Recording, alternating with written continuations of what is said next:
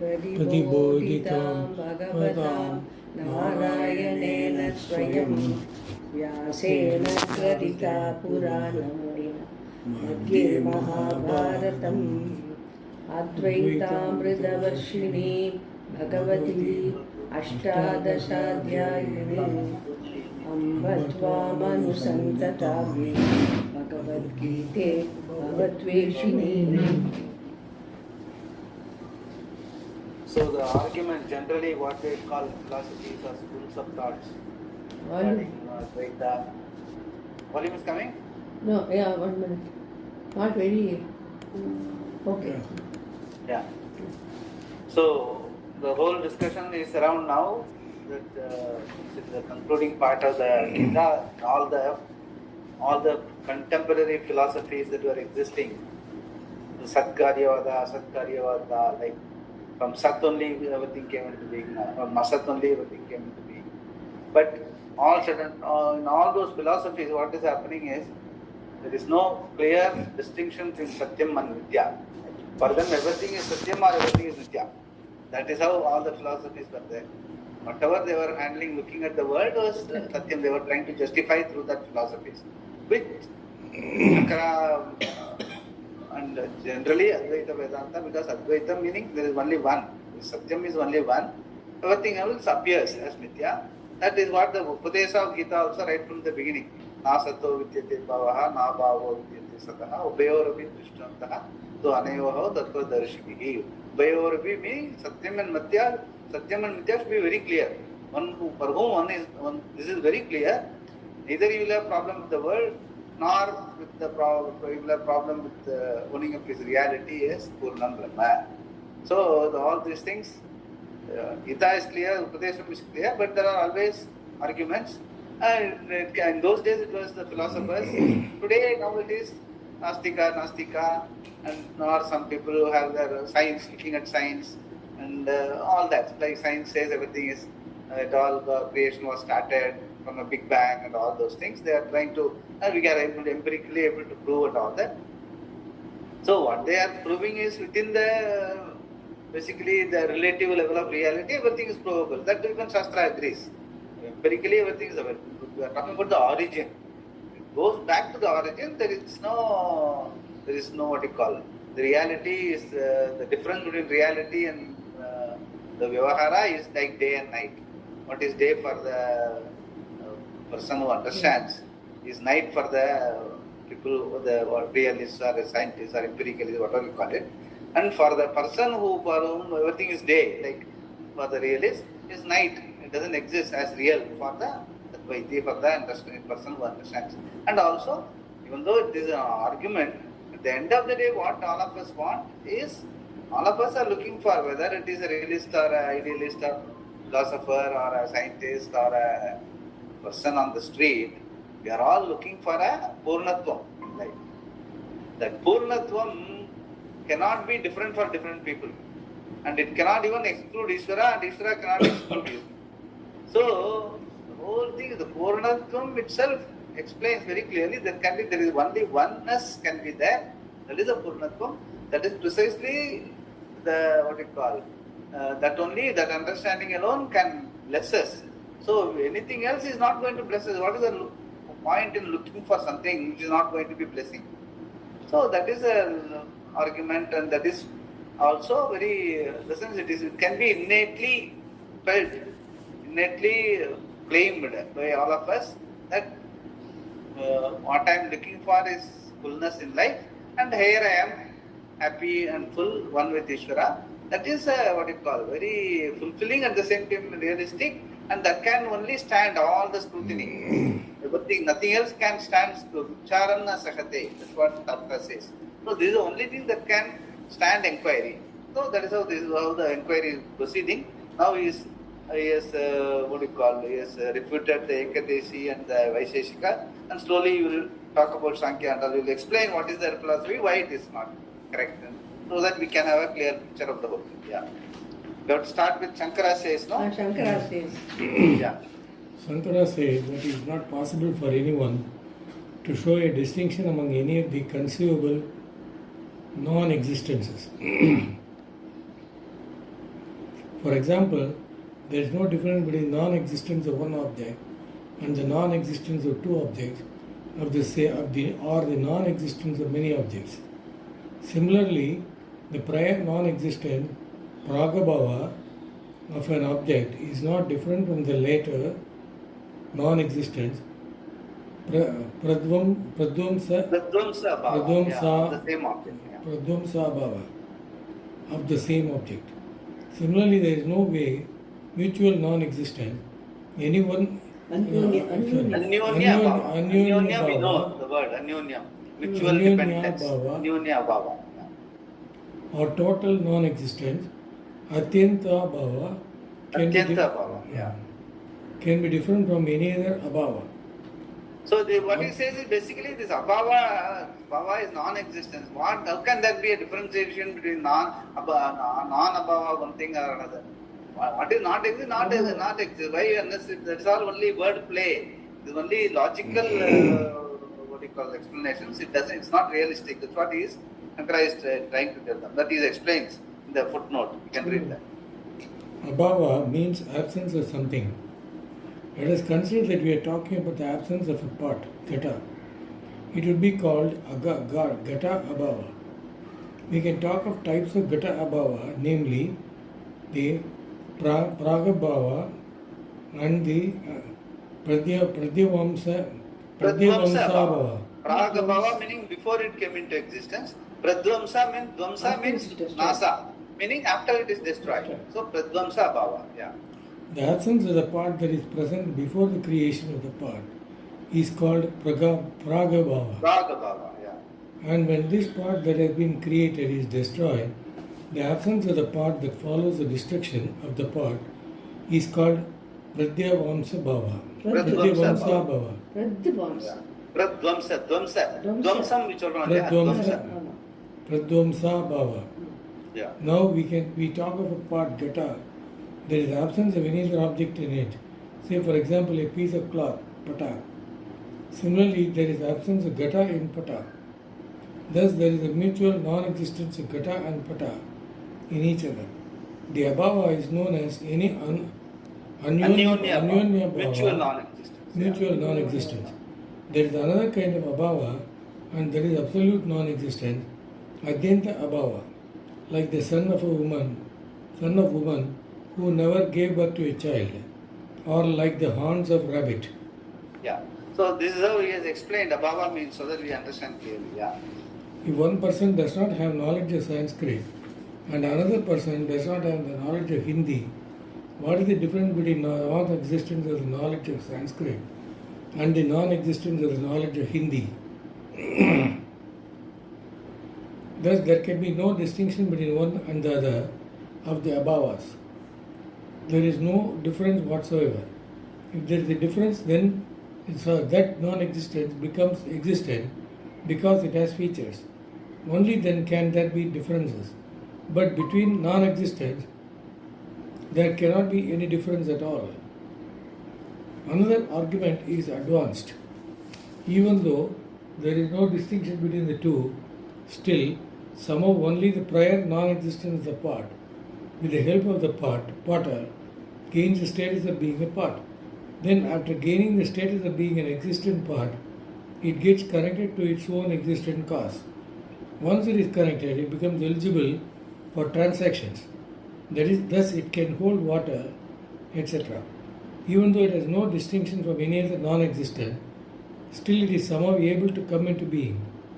Then the same part, having miraculously achieved this existence from non-existence, once it is destroyed, has a later non-existence. Because the part was born, before the part was born, there are part non-existence.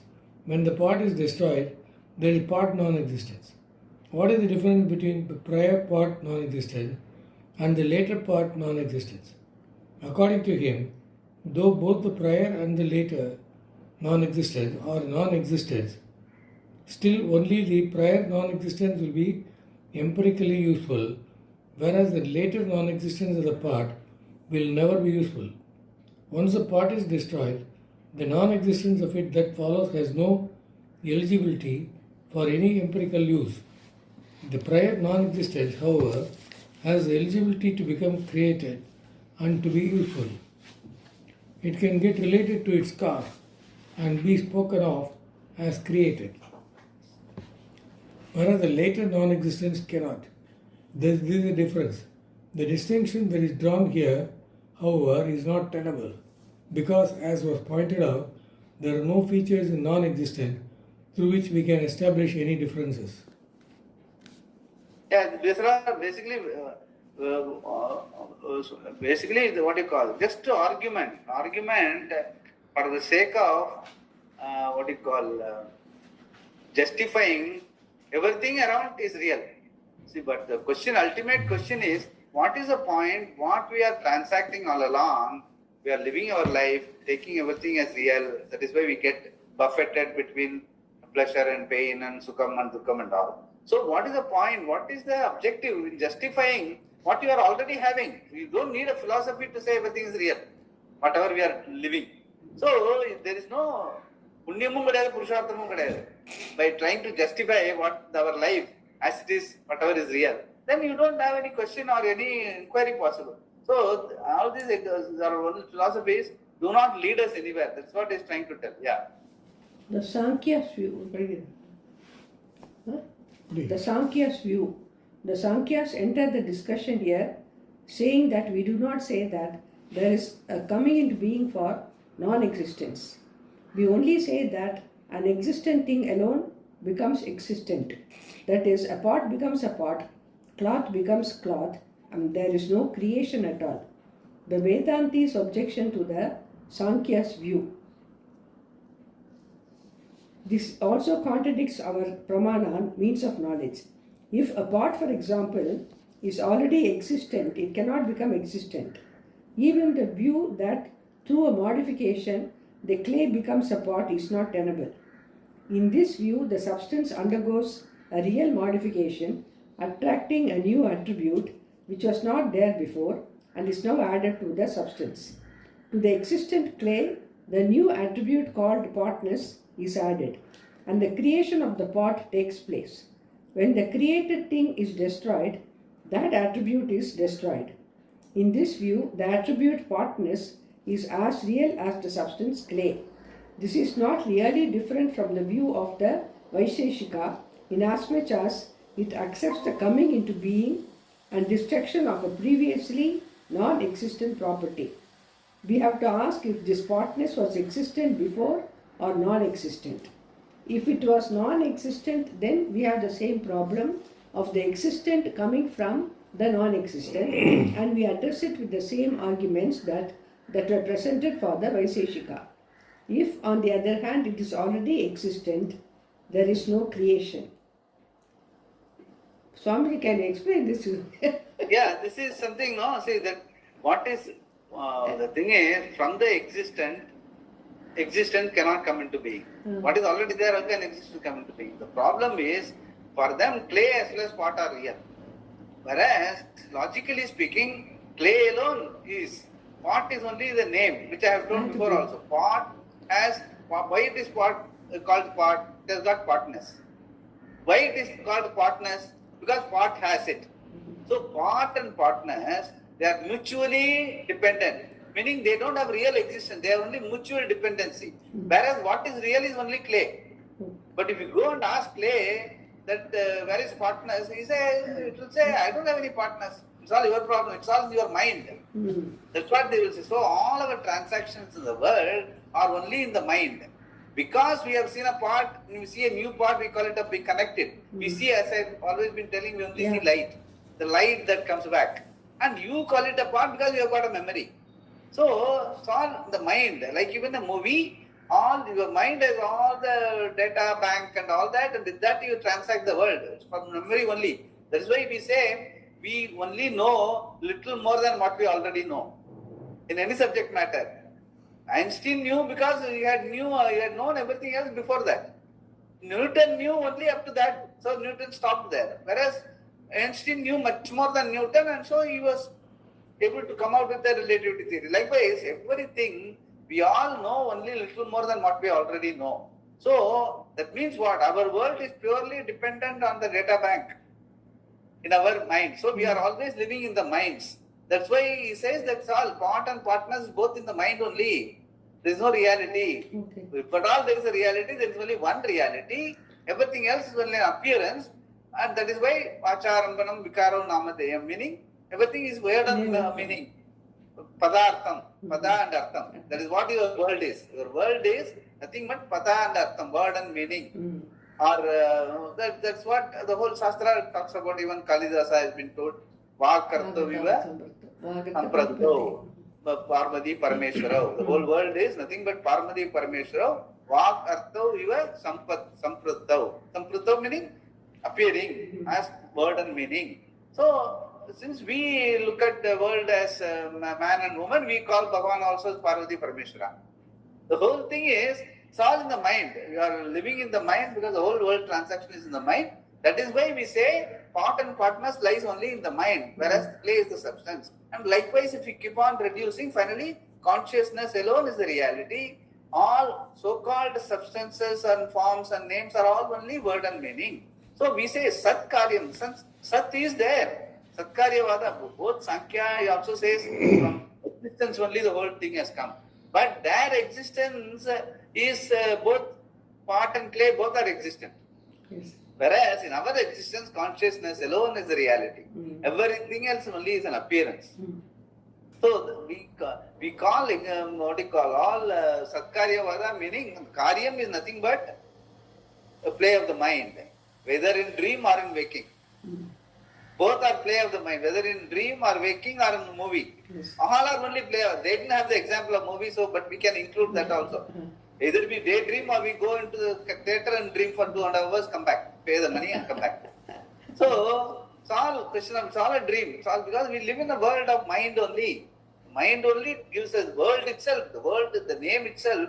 No world doesn't come and say I am the world. Yes, yes. You put together certain things, the 3-dimensional, 4-dimensional, 5-dimensional, call it a world. More you can imagine. That's why we always say, no, you don't have to, for you to be overwhelmed by the world, you just have to sit and think. That's all. You will get overwhelmed.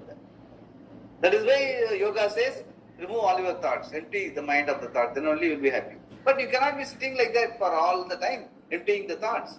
So what you have to understand is, the thoughts are nothing but the vagaries in the mind. Reality is only the being, and everything else is only an appearance, useful for transaction and useful for living a life of sanity.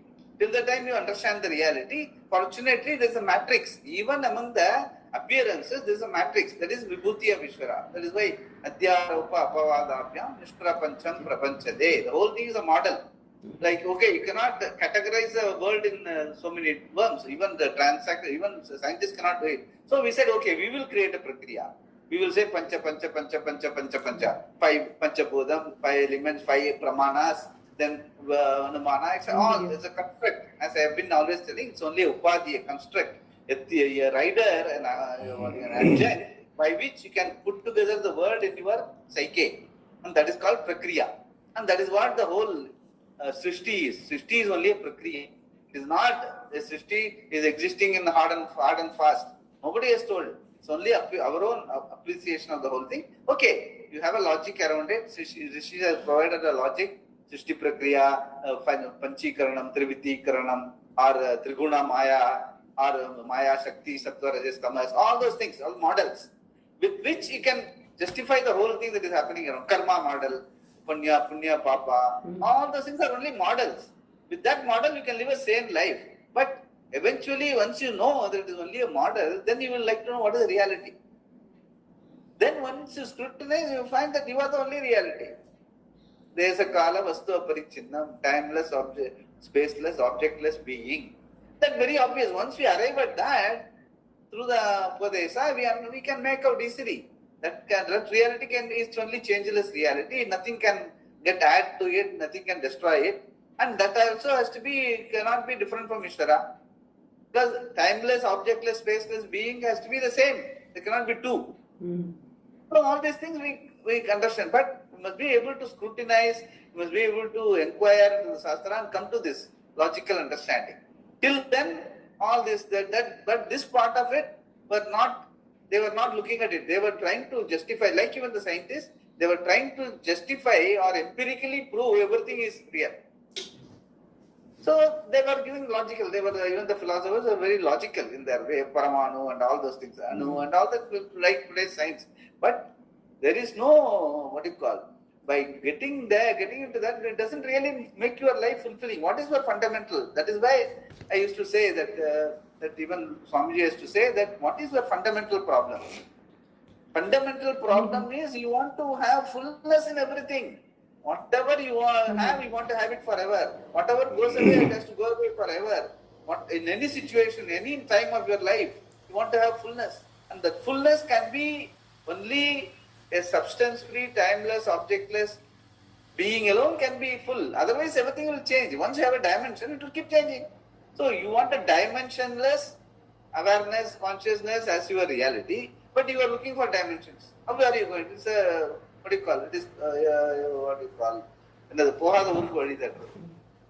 So that is why we have to have Shraddha in the Shastra, Shraddha in the Acharya, and you must be able to inquire Buddha, Bhava, Samanvita. Finally, the Bhavana of oneness with Ishvara, when you do the prayer and Arati and all that oneness has to become Bhava, the reality in your life. Buddha, Bhava, Samanvita. That is Samyak understanding. Samanvita meaning complete understanding. Samyak Darshanam is the reality. That is what Shastra says. But all these are in between arguments which will help you to with which path you should not tread, which way you should not get distracted in your understanding of reality. All this help in that way. That's what I'm saying. Yeah. Even accepting that it is a mere manifestation and disappearance, we have the same problems. Firstly, there is the manifestation of a new quality in clay, which is the partners, then the disappearance of that quality. When it disappears, we call it destruction. When it appears, it is called creation. Even accepting the manifestation as well as disappearance of this new quality, we have to analyze whether it exists or not before the manifestation and after the destruction. Here also we have said before also. Manifestation and unmanifestation. Once you come opposite, automatically you must be able to say it's mithya. Anything manifest and unmanifest means mithya. Yes. So what doesn't change, changeless is the only reality. Yeah, that is how it is. Yeah. Even accepting the manifestation of as well as the disappearance of this new quality, we have to analyze whether it exists or not before the manifestation and after the destruction. Did this attribute, the partners which arrived for the clay, exist before it manifested in the clay or not? If it did not exist, we have the problem of the non-existent coming into being. Then, when it disappears, we have the existent becoming non-existent. What is existent disappears and what was non-existent appears, which is against our experience and against our knowledge gained by valid means, pramana. There are some people who say that the cause alone undergoes a change, assuming a different state to become the creation, so that creation is merely a new state of the cause. Then again, the same thing undergoes another change, assuming a new state that is called destruction. The creation is one state of the cause and the destruction is another. Accepting that, we have to ask if the new state is real or unreal. For him, it is real because the cause is real. Naturally, if the cause is real, the new state is also real. Accepting that the new state of the cause really arises, we ask whether before its creation it was existent or non-existent, and we have the same argument that we have just seen. In the beginning, it looks like a different argument, but when we analyze it, it is the same. We have to remember that the discussion here is to understand the nature of Atma and of Karma in order to establish whether or not renunciation of all actions and therefore moksha is possible. Yeah, basically what it means is renunciation of all actions meaning by understanding. By understanding, once we understand that Atma is the only reality, it is dimensionless, then karma is what? Unreal, but it has its ramification. It is all useful. It is useful in Vyavahara. But reality-wise, we are very clear. Then renunciation is basically the unreality of the whole world. That is what the renunciation is all about. By understanding, you have to renounce giving reality to whatever is happening around. Then you will have an objective view of life and you will live your life. Whatever is unreal, you will leave it there and deal accordingly, and you will always be as a reality. Your reality is day and everything else is night, or your reality is life, everything else is a dream or a movie. So that clarity will be there. Then life becomes, it doesn't threaten you any further. That's what he says, yeah. Actually, Swamiji, this clarity itself, when I find my experience, when we are always, your satsang, when even your mind, I'm not saying satsang means with people around, when your mind always thinks of only the divine things, then this awareness is there more. It is there. Yeah. Otherwise, it just goes down, it sinks down. Yeah, that is why that Ishvara, fortunately in our culture, we have got that Ishvara Pranidhanam and the acceptance, because Ishvara is nothing but our own manifestation of what is fullness. In our fullness, within which we are not able to see, we are able to surrender into a superior power and call it Ishvara, and nothing, and that reality is nothing but the same as the being. But even if you are surrendering to that Ishvara, with reference to that, everything that is happening, you will be able to have an objective view. You will not get overwhelmed by that. That's what. So either Ishvara or I, both are one and the same. At the level of Ishvara also, we can actually start with Ishvara. Basically, that is what is helpful in our culture. But other people, you have to explain to them very differently. That is a Western people, we have to explain differently. Between individual and total is everything. Like all that we have to explain to them. But for us, it's not difficult at all. If we are able to, that is what the Ishvara Pranidhanam, Sarva Dharman Parityajna, what Gita concludes finally, Sarva Dharman Parityajna, Mame Kam Charanam Braja, Hatva Sarva Papebhyaha, Moksha Isyami Masudha. Aham Tva can be Aham I or Aham Ishvara. Either way, it's okay. But there is only one reality. Either I equal to I or I equal to Ishvara. There is no second reality. Then everything gets fulfilled. You are never away from, you are not alienated. The alienation is our problem. Once you are unalienated, you are, then when there is no second, where is the question of fear? Or any, all opposites get resolved. There is no opposite. There is only one. Oneness is there. Where is the opposite?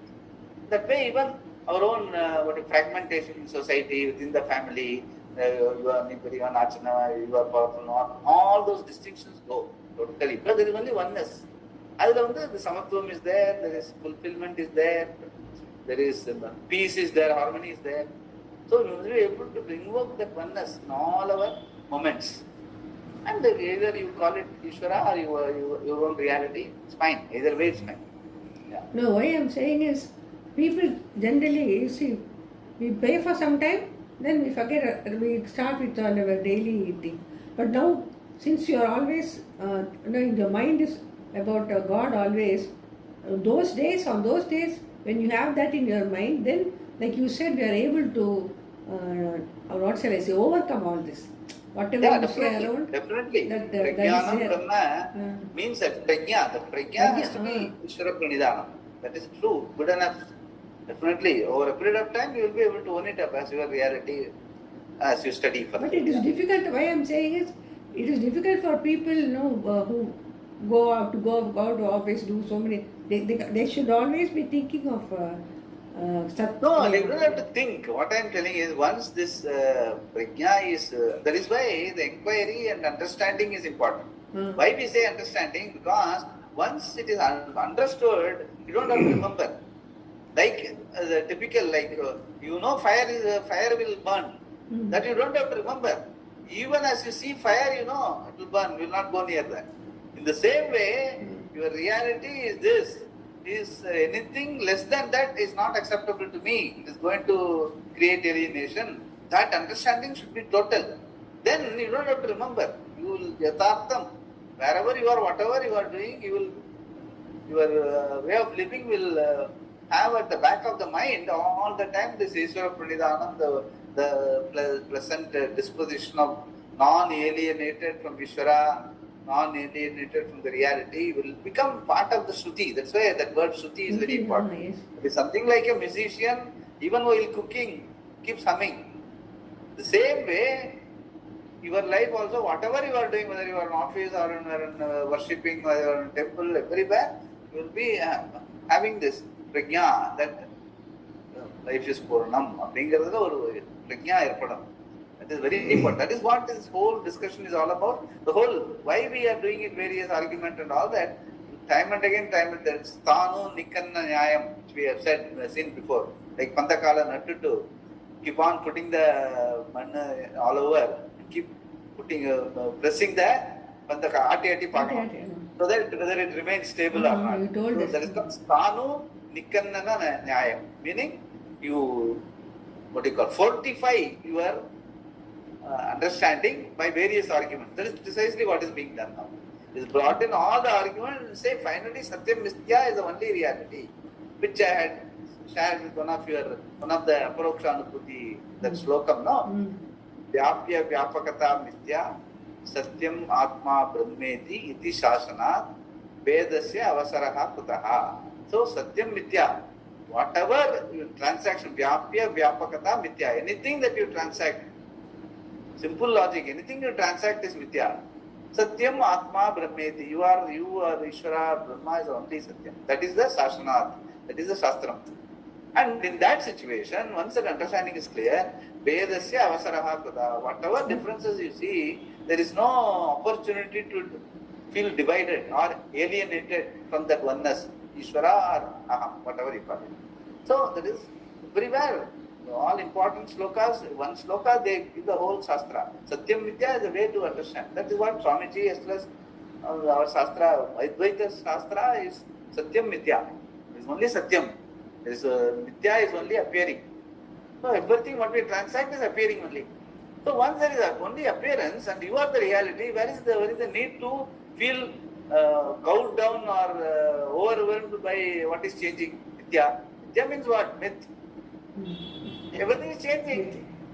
No, it's a myth only. Just changing, just let the changes happen. You go whatever logically you can do in that particular situation. Depending on whatever you are, society, wherever you are, whatever possible you do, to that extent you understand, to that extent you can. Just keep doing it, keep moving. Because changing things will change. But I am real. The reality of my oneness with Ishvara is always there. That is what we signify by doing the arati. Whether in temple or at home, time and again, so many aratis we do throughout our puja. At the end of the day, arati is always there. That arati should remind you of oneness. The deepa reminds you of the oneness between you and Ishvara. So that also we can easily remember. Our culture has it.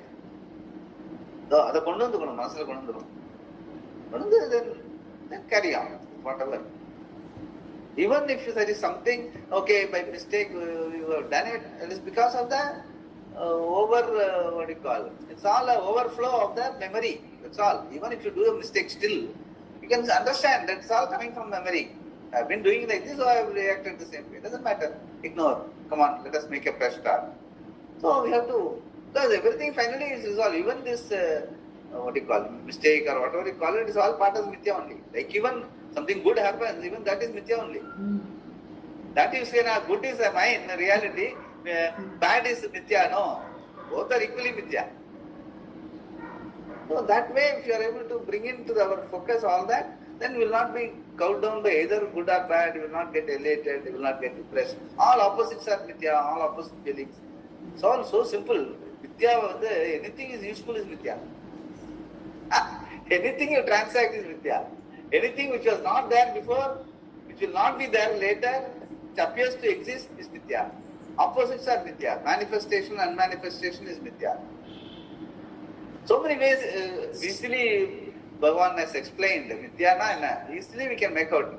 Apply any of these 4, 5, 6 rules and understand. Mithya, then you will not be afraid. This is how changing things happen. Whereas I am the Satyam. My reality is Satyam. Oneness, that is, there is a Kalavastha Parichin. What is not changing, changeless. So that is there, it doesn't go anywhere. So identify yourself with that. And Ishvara also is the same. Be with that. Unalienated. That's what it is. Yeah. Swamiji, this Satya Mithya is applicable to other human beings also. No? Suppose if someone is not behaving well or somebody is antagonizing us or something, we can say that that person is a Mithya, his act is a Mithya, and we can ignore. Yeah, in the sense, you don't have to get overwhelmed by anything. Like even if the other person, whether he knows it or not, he is the only Satyam. Everything what he does and what he doesn't do is Mithya. That is the beauty. It's not that Bhagavan says you will become Purnam. You are Purnam. You don't blame it. That's all. Whether you are a terrorist or a criminal, there is not a terrorist or a criminal. A being which is Purnam, having by Sahavasa Dosham developed criminal tendencies. That is how it is. It's all samskara. The samskara is karma samskara.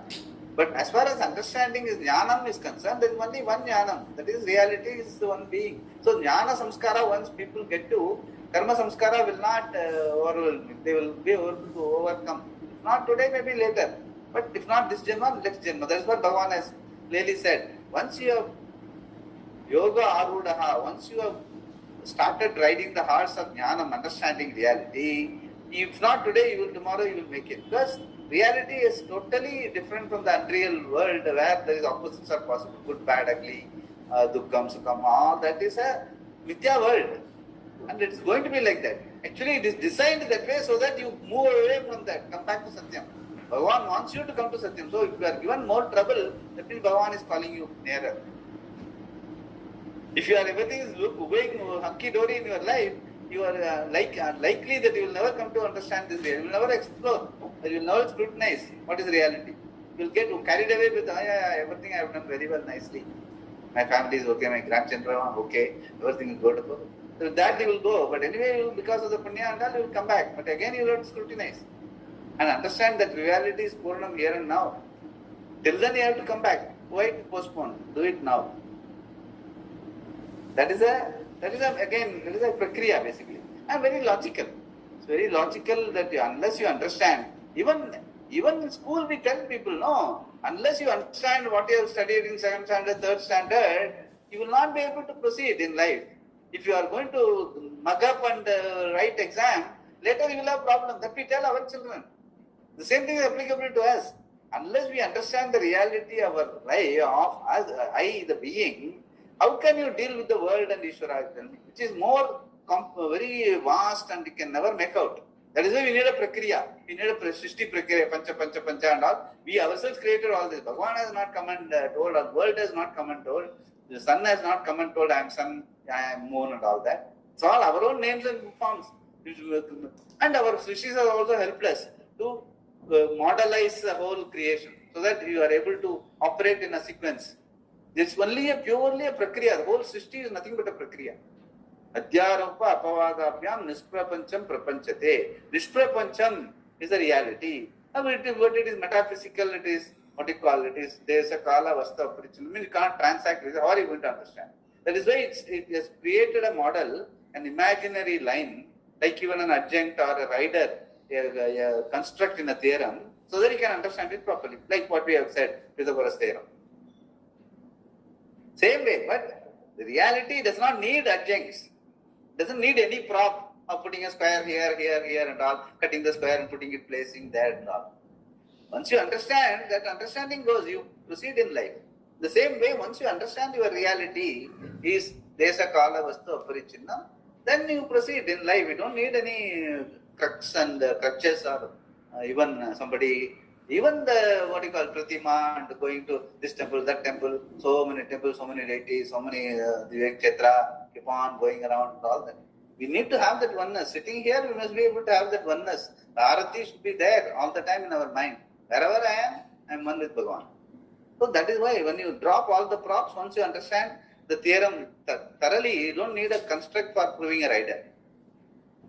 That's why, honestly, I tell you, I don't know whether you were aware of that.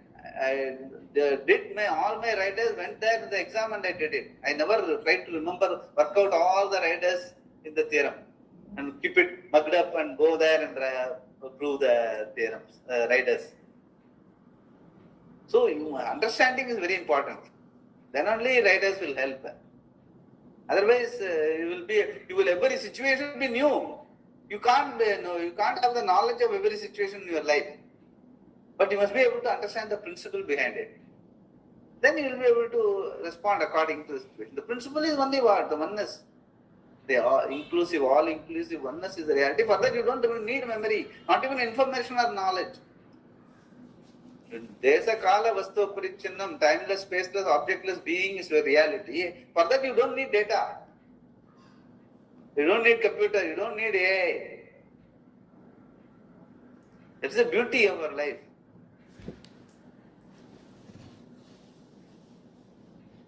Swamiji, Yeah. but the Vedas, you are saying that these things, Vedas themselves say that the Panja Yeah, that is a model. Gita, That's the Srishti is a prakriya.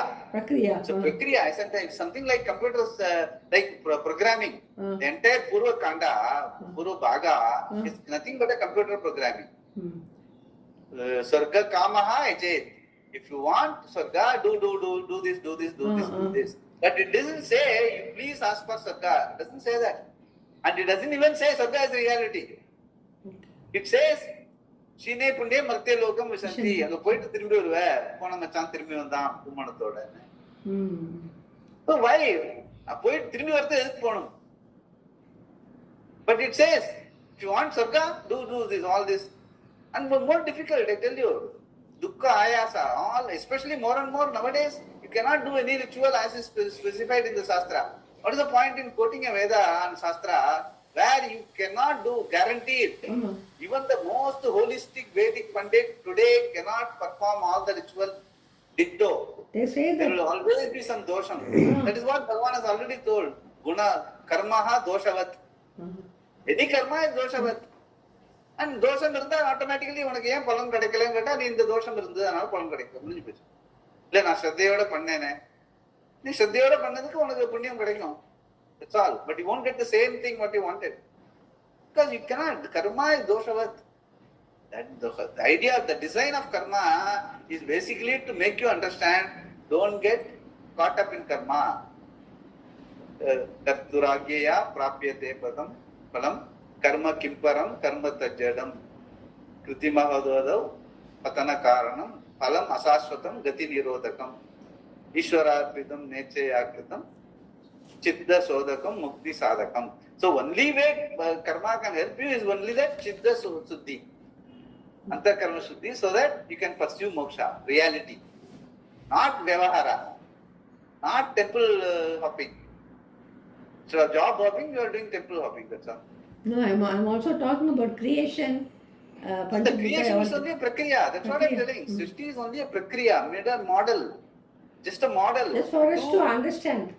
Yeah, just to understand. Just to make it easy for you to comprehend what this life is all about. That's all. Okay. That is what all these people may not agree. All this argumentation is. All these people. But it's also told that these are all arguments are created by Shankara himself, so that our doubts he raises as a Purva Paksha and clears it. So we don't know exactly what happened, but this is how it is. But we have today different kind of Purva Pakshas. But today it's easy to explain people. If you say world is nothing but a computer programming where the input and output and process, everything is designed. So then where is karma? You tell me. Input is designed, output is also designed, process also is designed, coded. So you cannot say 1 plus 2 equal to 3, computer calculates and give you. 1 has been coded, 2 has been coded, plus has been coded, equal to has been coded, 3 also has been coded. So 1 plus 2 equal to 3 is a coded program, both input, output, process, everything. There is no reality in the sense, there is nothing really being done, there is no karma actually. That way easy to explain today's people. The whole world is nothing but a program. So in that, where is the question of your karma? It's not programmed, it's an niyati. That's called order of orders. Psychological, physical order. That is why what is applicable to a pig is applicable to your own medicine also. What is applicable to pig works in your body also. Means what? The basic cell structure is the same in all jantus. Then what is the question of claiming that you are a creature, there is another creature and all that. There is only one creature. The differentiation is mithya.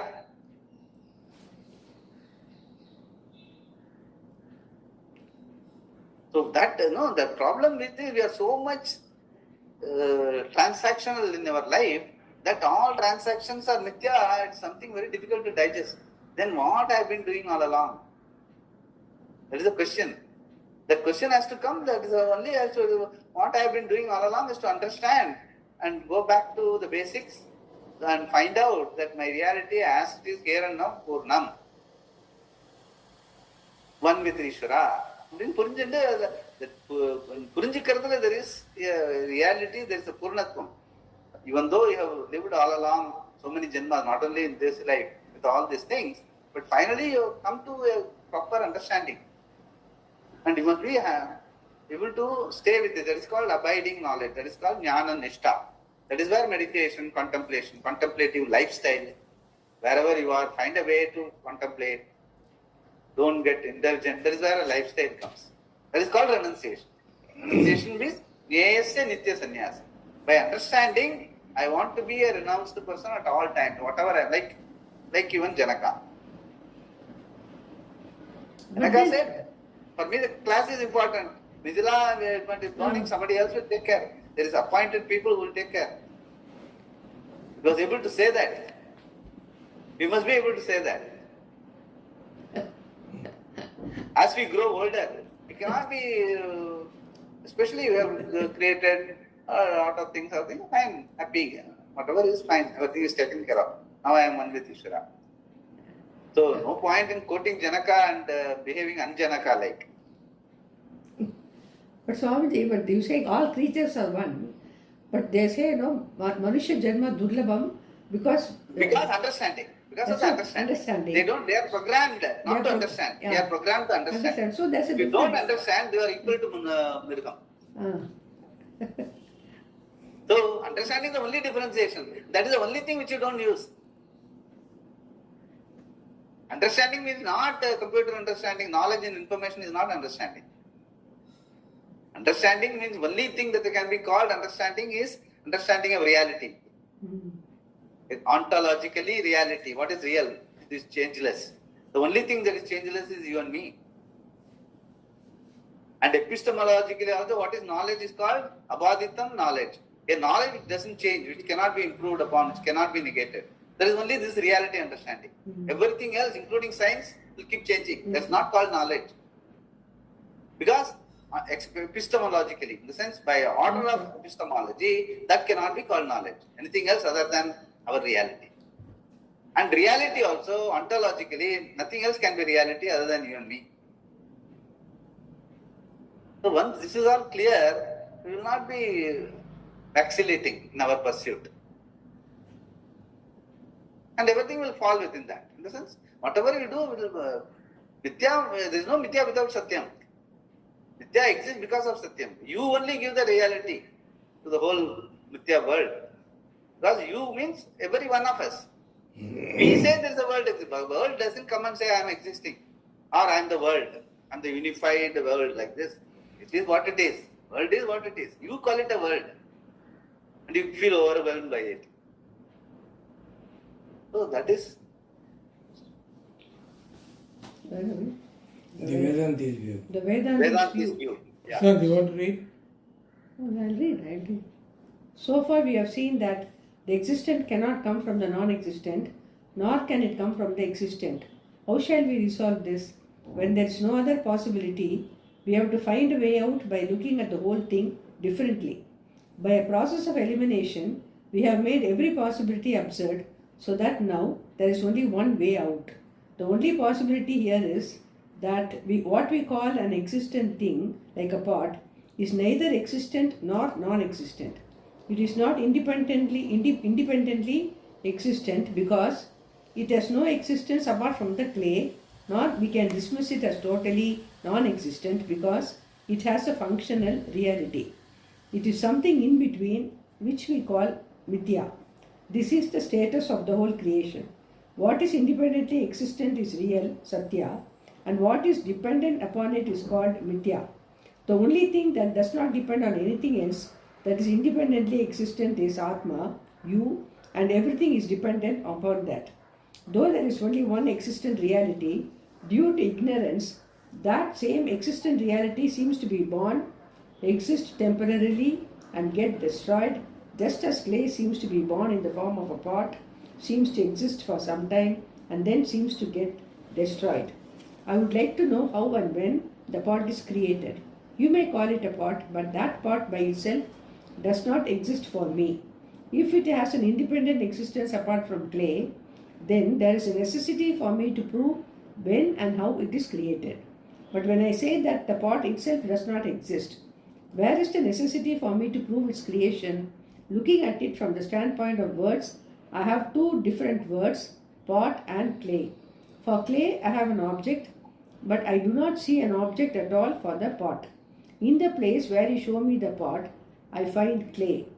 Where is the pot? What is created? If an object called pot comes out of clay, I can say that a pot is created, but the clay does not undergo any change of state. The clay continues to be clay. In the same way, Atma does not undergo any change to become a waker or dreamer or sleeper. It remains as the same consciousness, Sat Chit Ananda. Since there is no waking state for Atma, it is purely because of ignorance, avidya, that I say I am a waker, dreamer or sleeper. All these conditions are superimposed upon Atma, which in fact is neither a waker, nor a dreamer, nor a sleeper, nor an enjoyer of any other condition. All these superimposed concepts have to be negated because they are false. Similarly, a pot is not something that is created because in reality there is no such thing as a creation, the meaning of the word itself being as mithya as the pot. To say that there is a creation called pot means that at a given time the pot was created. I would like to know when the pot was created. The pot was created when the clay was created, really speaking, because for the pot to exist, the clay must be there. Before the creation of the pot, was there a substance out of which the pot came or not? There was. When was the substance created? You can see that this line of questioning will get us into an infinite regress. Even if we analyze the status of the potter, we get into the same thing. It is beginningless. Only the argument begins, and that itself is because of ignorance, as are the creation and destruction of pot. There is really only one thing which is imagined or talked about in many ways. From one standpoint it is creation, from another it is destruction, as though something was created and something destroyed. That as though is the crux of the whole thing. Shankara likens it to an actor. One single actor appears as a beggar, a king and a soldier. He keeps on changing roles and costumes so that even though he is only one person, he appears as though many. Similarly, one Atma, which is Brahman, appears as though it is the cause, as though it is the effect, comprising of creation, sustenance and destruction. All are the same Vastu, appearing in these many ways. This is the vision of Bhagavan in the verse, there is no existence for the non-existent, there is no non-existent for the existent, nasato vidyate bhavaha, na bhavo vidyate sataha. Gita 2.16. In our example, the pot does not have any existence of its own and the clay has no real destruction. Shall we stop here? Or? Yeah, we can stop. Om Purnamadav Purnamidam Purnat Purnamudachyate Purnasya Purnamadaya Purnamevavasishyate. Om Shanti Shanti Shanti. Shri Guru Namah. Hari Om.